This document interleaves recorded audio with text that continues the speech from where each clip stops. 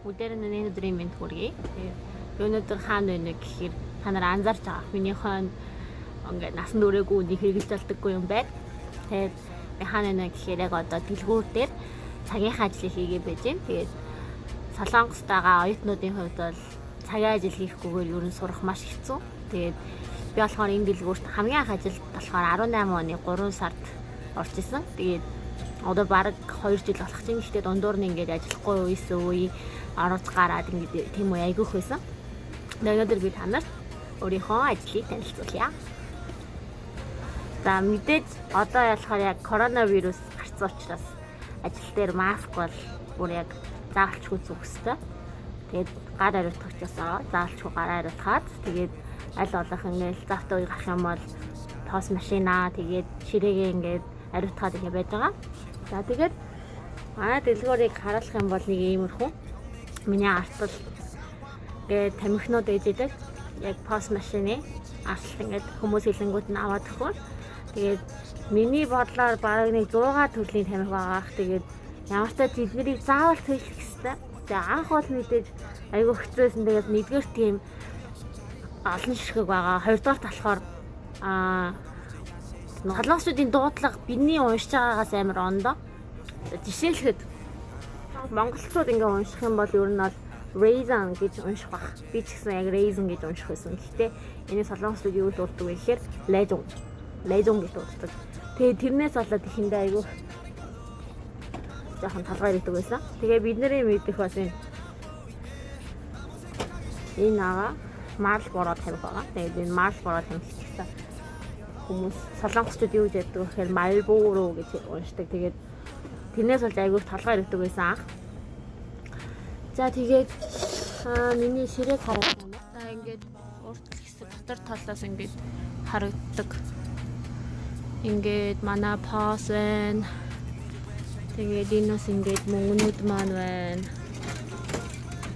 Тэгээд ингээд ширээний ард нэг иймэрхүү. Ингээд за тэгээд энэ бол хамгийн чухал юм байгаа. За энэ болохоор юу вэ гэхээр Marlboro mini stop-ийн хийдэг mint chicken байгаа. Тэгээд эднэрийг болохоор худалдагч нар нь өөрсдөө шаарддаг. Тэгээд цаанаас ингээ хүлдэгээрээ хүрээд ирдэг. Тэгээд бид нар болохоор өөрсдөө ингээ хойноо юм галтгооны өрөөтэй. Тэгээд тэндээ ингээ шараад бэлэн болгоод гаргаж ирдэг. Тэгээд яг ингээ шарсны дараах бүгд ингээ цаг хугацаатай. Тэгээд тэр хугацаанд зарагдаж амжааг бол бүгд хаягддаг байгаа. За тэгээд маа дэлгүүр болохоор яг юм байна.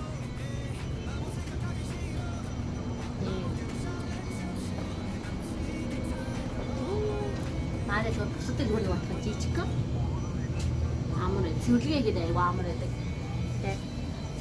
Хүмүүс ингээд ер нь ч гэсэн баг орж ирдэг манад айгүй.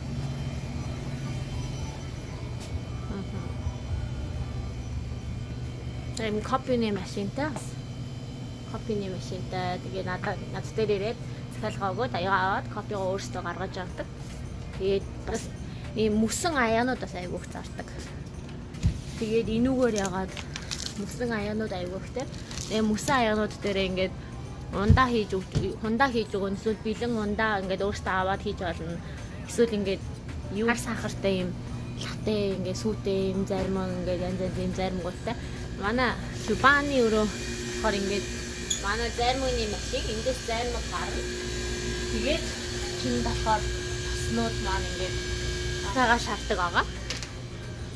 Тийм байна. Тэгээ өнөөдөр гадаа бороо ороод байна ягаад ч юм. Уул нь 2 сар Солонгост бол өвл. Би энэ ажилд яаж анх орсноо ярих юм бол анх би Солонгост 17 оны 3 сард 2 сард ирж байсан. Тэгээд эхний семестр би ерөөсөө ажил хийгээгүй.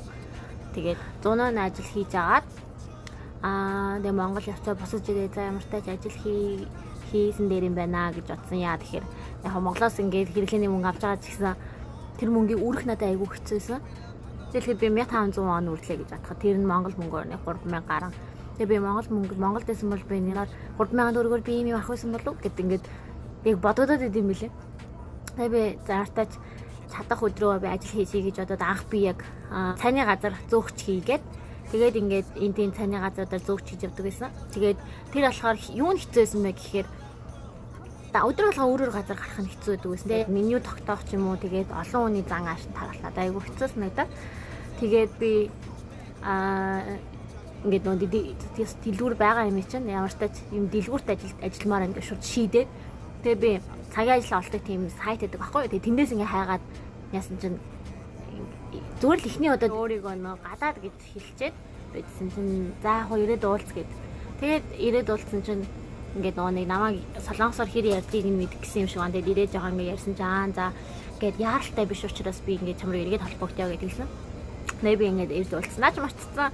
Тэгээ явжсэн чинь над руу нэг өдөр залхангуудаа за чи ингээд энэ 7 хоног эхлээ ажиллаарай ингээд маргааш ирж чи ингээд ажиллаа сураа гэд. Тэгээд анх энэ дэлгүүрт ажилд орж ирсэн. Тэгээд тухайн үед болохоор бид 2 өдөр гардаг байсан. Тэгээд явандаа 7 хоног 5 өдөр гардаг болоод тэгээд 3 өдөр гардаг болоод ингээд өдөр маань янзлаа заримдаа бүр нөгөө нэг хэсэг Монгол явах хооронд явчаад буцаж ирэх хооронд захирал ингээд нөгөө нэг ингээд оронд чи ингээд хэдхэн өдөр ажиллаж өгөх хүн алдахгүй байна. Тийм учраас ингээд байнгын хүн авахаас өөр аргагүй байна гэд оронд маань хүн авд ийсэн. Тэгээл тэр хүнийг нь ажлаас гарахыг хүлээгээл ингээд эцнээ захирал маань ямар ч тач ингээд айгүй тийм сайн хүн байдаг. Айгүй гадаадуудыг айгүйх ойлгох гэж хичээдэг. Тэгээд надаас гаднаас өөр монгол хүн ч гэсэн дэлгүүрт ажилладаг. За. Энэ дэлгүүрт ажиллахын хамгийн хэцүү юм нь юу вэ гэхээр цаг барих маш чухал. Хоцорч болохгүй, их дэрэх шаардлага байхгүй. Тэгээд хоцрохгүй хамгийн гол нь одоо би жишээлбэл хасаа бүтэн зайны үдээс хойш цагийг авлаа гэж бодоход тэр цагт надаас өрхөн ирэх байхгүй учраас би тэр цагуудад өөр ямар нэг юм амжуулах боломж байхгүй. Тийм учраас би ингээд одоо хасаа бүтэн зайд найзуудтайгаа уулзах ч юм уу тиймэрхүү зүйлсүүдийг яг ингээд ажлын цагаас өмнө бүгдийг амжуулах хэрэгтэй. Эсвэл бүр туслах хэрэгтэй. Тийм учраас тэр хамгийн хэцүү байдаг.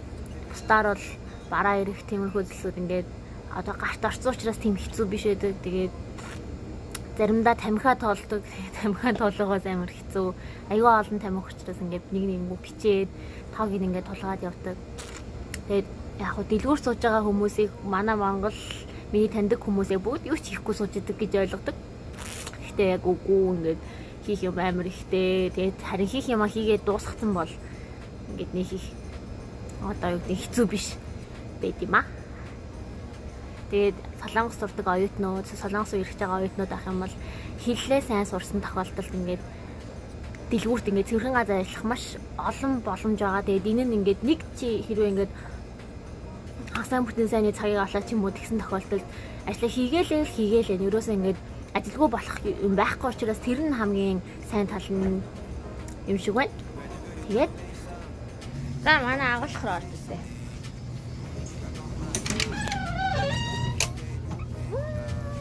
Манай агуулх нэ. Аюу жижигхэн хөрхөн. Энэ болохоор манай хүрэгч. Тэгээ ингээ араас нь ингээд үргэлдэг. Айгу амран.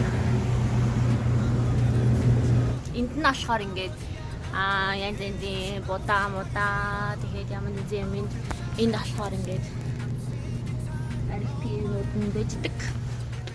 Энд болохоор ингээд чипснууд нь гой мөн байдаг. Ийм байна манай агуулах юм хөөрхөн жижиг. Тэгээд одоо ямартай ч би бараагаад хүрэлтэй.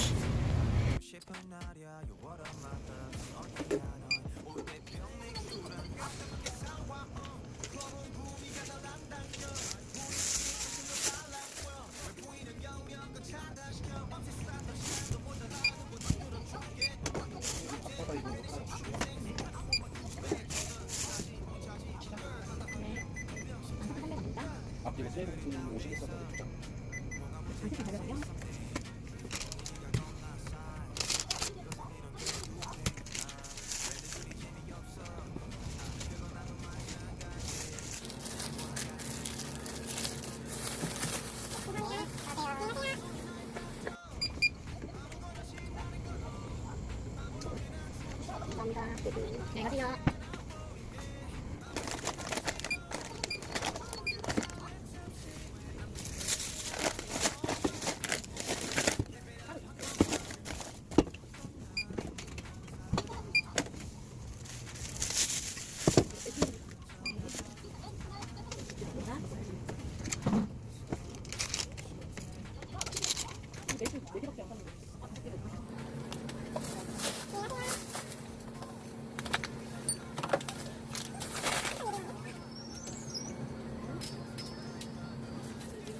бичлэгийг энэ хүртэл үзсэнд баярлалаа. Тэгээд дараа ч гэсэн өөрийнхөө мэргэжлийн талаар хийж байгаа зүйлсүүдийн талаар гоё бичлэг оруулна гэж бодож байгаа. Тэгээд миний хуудсан subscribe, like дараарай. 뭐가 문제야 say something 분위기가 겁나 싸해 요새 이런 게